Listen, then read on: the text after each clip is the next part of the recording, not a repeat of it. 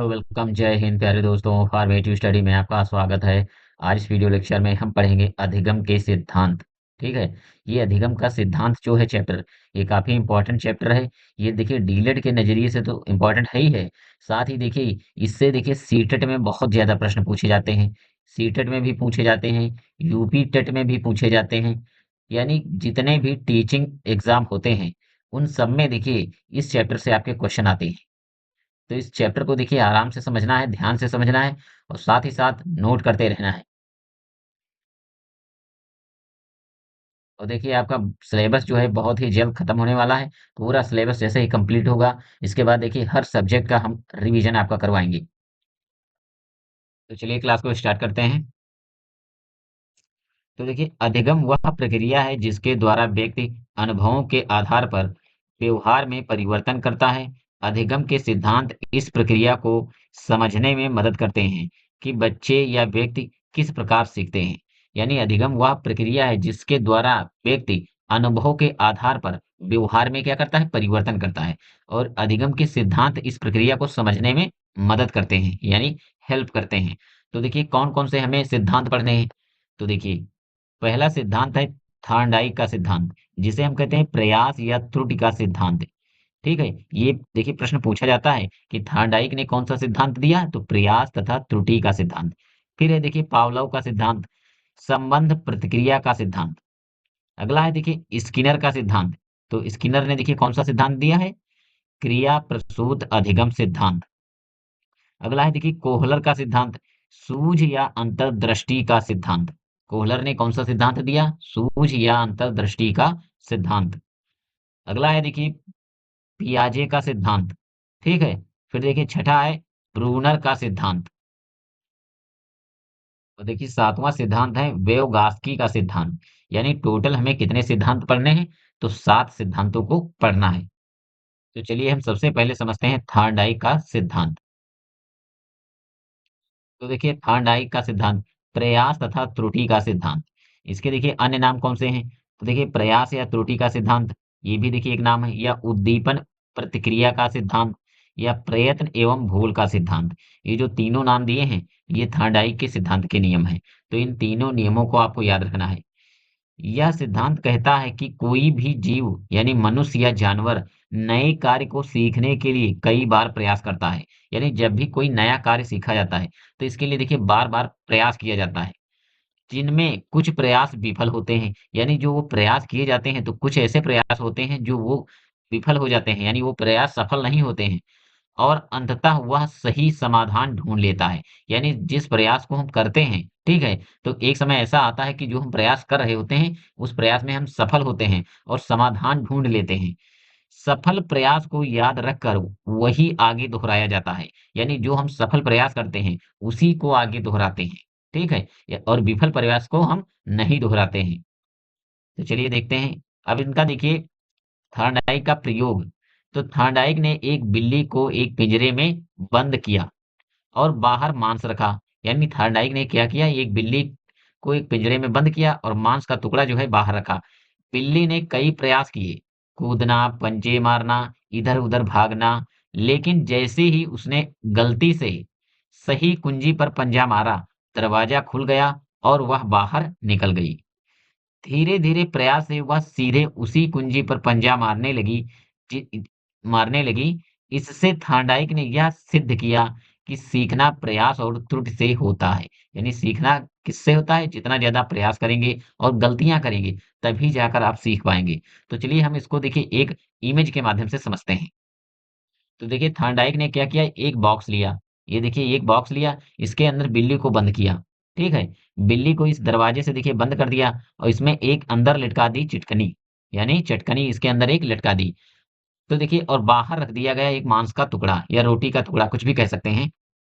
देखिए बिल्ली इसमें निकलने के लिए कई बार प्रयास किया, यानी बहुत सारे प्रयत्न किए, कहीं इधर पंजा मारती, कहीं उधर पंजा मारती, लेकिन इससे निकल नहीं पाई। लेकिन देखिए बार बार प्रयास करने के बाद उसने गलती से देखिए क्या किया, इस छिटकनी पर पैर लगा दिया, यानी पैर मार दिया। तो जैसे ही इस चटकनी पर उसने पैर मारा और ये दरवाजा खुल गया, यानी ये दरवाजा खुल गया और वो बिल्ली इस दरवाजे से बाहर निकल आई। तो इससे ये सिद्ध हुआ कि अगर किसी काम को अगर आप बार-बार प्रयास करेंगे, बार-बार उसका अभ्यास करेंगे, तो देखिए उस पहले तो आपसे गलतियाँ होंगी, यानी बहुत सारी आप गलतियाँ करेंगे। इसके बाद देखिए आप उस समाधान पर पहुँच जाएँगे। ठीक है? यही कहता है थॉर्नडाइक का सिद्धांत। तो देखिए थॉर्नडाइक ने बताया कि जो ये सीखना है ये प्रयास और त्रुटि से होता है। यानी जितना ज़्यादा आप प्रयास करेंगे और गलतियाँ करेंगे, तभी जाकर आप कुछ नया सीख पाएँगे। अब देखिए आपके हम सिलेबस इसके जोड़कर आपको उदाहरण देते हैं। जैसे आप जिन लोगों को गणित कठिन लगता है, तो जितना ज़्यादा आप मैथ पर आप प्रैक्टिस करेंगे, यानी इसका अभ्यास करेंगे, बार-बार प्रयास सवाल कोई भी सवाल दिया हो, जितनी बार उसको लगाने की आप कोशिश करेंगे, तो पहले देखिए आपसे गलतियाँ होंगी, लेकिन धीरे-धीरे क्या होगा वो सवाल देखिए आप जब ज़्यादा प्रयास करेंगे, तो सवाल आपको बिल्कुल समझ में आ जाएगा। चलिए अब आगे समझते हैं। अगला है देखिए पावलोव का सिद्धांत। तो देखिए अधिगम से संबंधित एक महत्वपूर्ण मनोवैज्ञानिक सिद्धांत है जिसे इवान पावलोव नामक रूसी वैज्ञानिक ने प्रतिपादित किया था। यानी कौन से वैज्ञानिक थे? तो ये रसिया के वैज्ञानिक थे। इसे शास्त्रीय अनुबोधन सिद्धांत कहा जाता है। इसे क्या कहा जाता है? शास्त्रीय अनुबोधन सिद्धांत। पावलोव का सिद्धांत यह बताता है कि यदि किसी स्वाभाविक उद्दीपन के साथ बार-बार एक नवीन उद्दीपन को प्रस्तुत किया जाए, तो व्यक्ति या प्राणी नवीन उद्दीपन पर वैसी ही प्रतिक्रिया देने लगता है, जैसी वह स्वाभाविक उद्दीपन पर देता था। ठीक है? तो यहाँ देखिए जो उद्दीपन शब्द है बार-बार प्रयोग किया गया है। तो देखिए इसका मतलब क्या है? तो इसका मतलब है वह चीज़ है जो हम किसी प्रतिक्रिया के लिए प्रेरित होते हैं। यानी किसी कार्य के लिए प्रेरित करना, उसे ही हम कहते हैं उद्दीपन। जैसे समझिए, जैसे आपको देखिए एक ग्लास में या एक कप में देखिए बहुत गरम-गरम चाय पकड़ाई जाए, तो देखिए जैसे ही आप गरम चाय हाथ में लेंगे तो देखिए आपका हाथ चाय से दूर भागेगा। क्यों? क्योंकि देखिए चाय बहुत ज़्यादा गरम है, तो यहाँ पर जो गरम चाय है, ये उद्दीपन का कार्य कर रही है और जो हाथ का हटाना, ये प्रतिक्रिया है। यानी गरम चाय को देकर आपका हाथ जो पीछे हट रहा है, यही है प्रतिक्रिया और ये गरम चाय क्या है? ये उद्दीपन का कार्य कर रही है। चलिए अब हम समझते हैं प्रयोग। तो चलिए हम समझते हैं पावलोव ने कुत्ते पर प्रयोग किया। यानी पावलोव ने कहाँ पर प्रयोग किया? कुत्ते पर प्रयोग किया। तो प्रयोग के देखिए प्रमुख तत्व कौन-कौन से हैं? तो पहले हम तत्व समझ लेते हैं। प्राकृतिक उद्दीपन जैसे खाना। खाना क्या है? ये प्राकृतिक उद्दीपन है। अगला है देखिए प्राकृतिक अनुक्रिया। तो लार का आना, अभी हम आगे ये क्लियर करेंगे। ठीक है? यानी लार का जो आना है ये प्राकृतिक अनुक्रिया है। सशर्त उद्दीपन, ठीक है? यानी सशर्त उद्दीपन क्या है? घंटी की आवाज़ सुनना, यानी घंटी की आवाज़। सशर्त अनुक्रिया क्या हुई? घंटी सुनते ही लार का आना, यानी घंटी सुनते ही लार का आना सशर्त अनुक्रिया है। अब देखिए हम जब प्रयोग समझेंगे तो ये सारी चीज़ें क्लियर हो जाएँगी। तो देखिए, प्रयोग देखिए, तो पावलोव ने देखिए कुत्ते पर प्रयोग किया। पहले कुत्ते को खाना दिया गया, यानी सबसे पहले क्या किया गया कि इस कुत्ते को खाना दिया गया। उसने लार निकाली, ये जो लार का निकलना हुआ, ये हुई प्राकृतिक प्रक्रिया। फिर खाना देते समय घंटी बजाई गई। फिर क्या किया गया? खाना देते समय घंटी बजाई गई। यह कई बार दोहराया गया। कुछ समय बाद केवल घंटी बजाने पर ही कुत्ते ने लार निकालना शुरू कर दिया। यानी पहले देखिए भोजन दिया गया तो कुत्ते ने देखिए लार निकाली। ठीक है? इसके बाद केवल घंटी बजाई गई, फिर भी कुत्ते ने देखिए लार टपकाई। तो देखिए पावलोव ने एक कुत्ते पर किस प्रकार प्रयोग किया। देखिए कुत्ते को एक जगह बांध के रखा। उसमें देखिए कुत्ते को देखिए जब भोजन दिया जाता था तो पहले घंटी बजाई जाती थी। यानी घंटी बजाने के बाद कुत्ते को भोजन दिया गया। तो जैसे ही कुत्ता भोजन देखता तो उसके मुँह में लार आ जाती। फिर क्या किया गया कि केवल घंटी बजाई गई और भोजन नहीं दिया गया। तो जैसे ही घंटी बजाई जाती थी, लेकिन कुत्ते के मुँह में लार आ जाती थी। ठीक है? तो देखिए इससे यह निष्कर्ष निकला कि उन्होंने पाया कि कुत्ते को भोजन ना देकर केवल घंटी ही बजाई जाए तो भी कुत्ते के मुंह से लार टपकने लगती। कुत्ते की घंटी के प्रति इस प्रतिक्रिया को पावलोव ने सहज संबंध क्रिया की संज्ञा दी। तो चलिए अब हम निष्कर्ष समझते हैं। अब घंटी एक सशर्त उद्दीपन बन चुकी थी और लार आना सशर्त अनुक्रिया। यानी जैसे ही घंटी बजाई जाती कुत्ते के मुंह में लार टपकने लगती। तो ये रहा देखिए पावलोव का सिद्धांत। चलिए अब हम अगला सिद्धांत समझते हैं।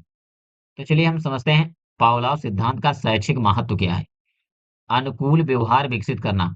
अच्छे व्यवहार को नियमित अभ्यास से स्थायी बनाया जा सकता है। यानी कोई अगर अच्छा व्यवहार है उसका डेली आप अभ्यास कर रहे हैं तो नियमित बनाया जा सकता है। प्रतिकूल व्यवहार को दूर करना। यानी डर, संकोच, घबराहट जैसी आदतों को नई सकारात्मक उद्दीपन से बदला जा सकता है। ठीक है। अगला है देखिए अनुशासन का विकास। नियमबद्ध उद्दीपन से छात्रों में अनुशासन विकसित होता है। अगला है देखिए प्रभावी शिक्षण। शिक्षकों द्वारा सकारात्मक उद्दीपन यानी प्रशंसा और पुरस्कार से छात्रों में सीखने की रुचि बढ़ती है। यानी छात्रों में अगर प्रशंसा की जाए या उनको पुरस्कार दिया जाए तो सीखने की रुचि बढ़ती है। चलिए अब हम समझते हैं स्किनर का सिद्धांत यानी क्रिया प्रसूत अधिगम सिद्धांत। ये है स्किनर का सिद्धांत। चलिए स्किनर का क्रिया प्रसूत सिद्धांत बताता है कि हम अपने व्यवहार को उसके परिणामों के आधार पर सीखते हैं। यानी अपने व्यवहार को उसके परिणामों के आधार पर सीखते हैं। यदि किसी व्यवहार के सकारात्मक परिणाम होते हैं तो हम उसे दोहराने की अधिक संभावना रखते हैं। यानी अगर कोई ऐसा व्यवहार है जिसका परिणाम सकारात्मक मिल रहा है यानी रिजल्ट पॉजिटिव मिल रहा है तो देखिए वो व्यवहार हम दोहराने की संभावना बढ़ जाती है। यह नकारात्मक परिणाम होते हैं। यदि अगर कोई नकारात्मक परिणाम मिल रहा है, तो हम उसे दोहराने की संभावना कम रखते हैं। ठीक है? यानी नेगेटिव अगर रिजल्ट मिल रहा है, तो उस देखिए काम को हम क्या करेंगे? दोहराएँगे नहीं। यह सिद्धांत शिक्षा, व्यवहार संशोधन और प्रशिक्षण के क्षेत्र में व्यापक रूप से उपयोग किया जाता है। यानी प्रशिक्षण के क्षेत्र में इसका व्यापक रूप से उपयोग होता है। तो देखिए क्रिया प्रसूत अधिगम सिद्धांत का मतलब व्यक्ति किसी क्रिया को करके सीखता है यानी किसी क्रिया को करके सीखता है यानी लर्निंग बाय डूइंग और उस क्रिया के परिणाम अच्छे या बुरे से उसका व्यवहार बनता या बदलता है। यदि उस क्रिया का देखिए परिणाम अच्छा है या बुरा है तब उसका देखिए व्यवहार में क्या है परिवर्तन आएगा। इसे ही प्रेरणा द्वारा अधिगम भी कहते हैं यानी इसे हम क्या कह सकते हैं प्रेरणा द्वारा अधिगम। तो चलिए हम स्किनर का देखिए प्रयोग समझते हैं यानी स्किनर ने कौन सा प्रयोग किया। स्किनर का चूहा प्रयोग यानी स्किनर ने चूहे पर प्रयोग किया। स्किनर ने एक बॉक्स में चूहा रखा। बॉक्स में एक लीवर लगा था यानी बॉक्स में क्या लगा था एक लीवर लगा था। जब चूहा उस लीवर को दबाता था तो उसे भोजन का दाना मिलता था। यानी जैसे ही चूहा लीवर को दबाता तो उसे भोजन मिल जाता। बार बार दाना मिलने पर चूहा सीख गया कि लीवर दबाने से खाना मिलता है। यानी बार बार लीवर दबाने से उसको पता चल गया कि लीवर दबाने से खाना मिलता है। तो देखिए इससे सिद्ध हुआ कि अच्छा परिणाम मिलने पर व्यवहार दोहराया जाता है। तो जैसे देखिए यहाँ चित्र में देखिए ये है बॉक्स। इसके अंदर इस चूहे को बंद किया गया। तो देखिए जैसे ही चूहे ने इस लीवर को दबाया यानी लीवर को दबाया तो चूहे को क्या मिला भोजन मिला यानी दाना मिला। फिर देखिए चूहे ने बार बार जैसे ही इसको भूख लगती जैसे ही चूहे को भूख लगती वो डायरेक्ट जाता इस लीवर को दबाता। तो देखिए जब इस लीवर से इसको परिणाम क्या है सकारात्मक मिला। अब ये जो सकारात्मक परिणाम इसको मिला, इस परिणाम को वो बार-बार दोहराने लगा। क्योंकि दोहराने क्यों लगा? क्योंकि जैसे ही देखिए इस लीवर को दबाता उसको खाना मिलता। तो ये खाना मिलना क्या है? ये उसका सकारात्मक परिणाम है। तो देखिए जैसे ही चूहे को भूख लगती तो डायरेक्ट केवल क्या करता लीवर को दबाता और उसे भोजन यानी ये दाना मिल जाता। लेकिन स्टार्टिंग में क्या था वो डायरेक्ट लीवर को नहीं दबाता था पहले इसके अंदर बंद था वो कुछ और क्रियाएं कर रहा था यानी नकारात्मक क्रियाएं कर रहा था। तब देखिए वो भोजन तक नहीं पहुंच पाता था। चलिए अब हम आगे समझते हैं। तो देखिए अगला है कोहलर का प्रबोधन सूझ द्वारा अधिगम सिद्धांत या इसे हम कहते हैं सूझ या अंतर्दृष्टि का सिद्धांत। ये नाम ज्यादा लिखा आता है। ठीक है यानी सूझ या अंतर्दृष्टि का सिद्धांत। तो देखिए सिद्धांत करता कौन है ओल्फ गैंग कोहलर। ये कहाँ के मनोवैज्ञानिक थे जर्मन के। ये जर्मन के मनोवैज्ञानिक थे। यह सिद्धांत गेस्टाल्ट मनोवैज्ञानिक के अंतर्गत आता है। अधिगम कैसे होता है? अचानक समझ आने के माध्यम से यानी अधिगम कैसे होता है? अचानक समझ आने से होता है। चलिए इसका अर्थ समझिए। कोहलर का मानना था कि बच्चे केवल अभ्यास या कोशिश से नहीं, बल्कि समस्या को समझकर, सोचकर और अचानक सूझ आने पर सीखते हैं। यानी बच्चे किसी समस्या को देखिए कैसे समझते हैं? तो देखिए समझकर, फिर उसको देखिए सोचकर, अचानक सूझ के द्वारा सीखते हैं। इस सिद्धांत में अचानक हल सूझ जाना ही असली अधिगम है। तो चलिए कोहलर का प्रसिद्ध प्रयोग। तो कोहलर का देखिए हम प्रयोग समझते हैं। कोहलर ने देखिए सुल्तान नामक बंदर पर प्रयोग किया। किस पर प्रयोग किया? एक सुल्तान नामक बंदर पर। एक बंदर को पिंजरे में रखा गया, यानी एक बंदर को क्या किया गया, एक पिंजरे में रखा गया। देखिए कोहलर ने क्या किया, एक कमरे में ठीक है एक बंदर को बंद किया, यानी एक बंदर को रखा और उसमें देखिए ऊंचाई पर एक केला लटकाया, यानी ऊंचाई पर उसने क्या किया, केला लटकाया। तो देखिए बंदर उस केले को पकड़ने के लिए कई बार प्रयास किया, काफी उछल कूद की, लेकिन उस केले को नहीं पा सका। फिर देखिए उसमें देखिए कुछ बॉक्स रखे हुए थे, बॉक्स को देखिए ऊपर नीचे रखा, फिर भी देखिए केले को नहीं पाया, यानी फिर भी केले तक नहीं पहुंच सका। फिर देखिए उसके मन में एक आइडिया आया, क्योंकि वहां पर देखिए उस कमरे में कुछ डंडे पड़े थे, यानी कुछ छड़ी पड़ी थी, यानी स्टिक। तो उस स्टिक की मदद से उसने देखिए उस केले को पकड़ लिया। तो देखिए कई बार प्रयत्न करने के बाद उसके दिमाग में देखिए एक सूझ आई, यानी सूझ कौन सी आई कि अगर छड़ी की मदद से केले को पकड़ा जाए तो हो सकता है केला मिल जाए। तो यानी उसने सूझ के माध्यम से उस केले को उस केले को पकड़ा, यानी सूझ के माध्यम से उसने क्या किया, उस केले को पकड़ा। तो देखिए इससे ये निष्कर्ष निकलता है कि बंदर ने देखिए कई प्रयास किए, ठीक है, लेकिन वो असफल रहा। लेकिन देखिए जैसे उसके दिमाग में एक सूझ आई और सूझ की मदद से उसने केले को पकड़ लिया। और ये जो सूझ आई कैसे, ये देखिए सूझ उसके दिमाग में अचानक आई। तो चलिए हम आगे अब समझते हैं।